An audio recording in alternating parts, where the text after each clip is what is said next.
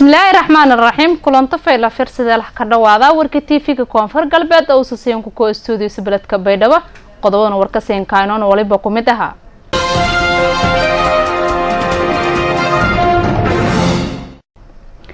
ku dhawaad 300 arday oo baratay farshaxanada qaybo social gedisan oo geeka shahaadooyin lanka qayb magaalada Baydhabo ee xarunta gobolka Baay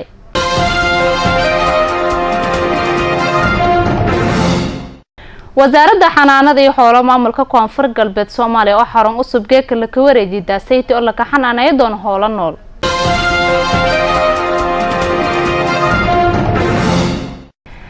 dabka saar geysadii oo ka kacay goob ganacsi oo ka taala magaalada Garowe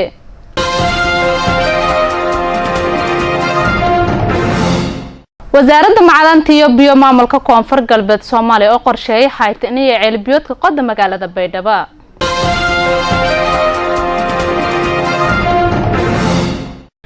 goraan cusub oo la ka ciyaaro banooniga lugta oo la ka xirgeli magaalada Baydhabo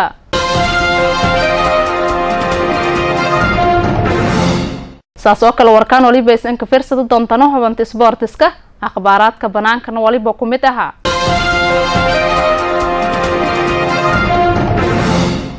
go'aan socodka Yaman oo dalbadeen in la shirrido wasiirada dalkaasi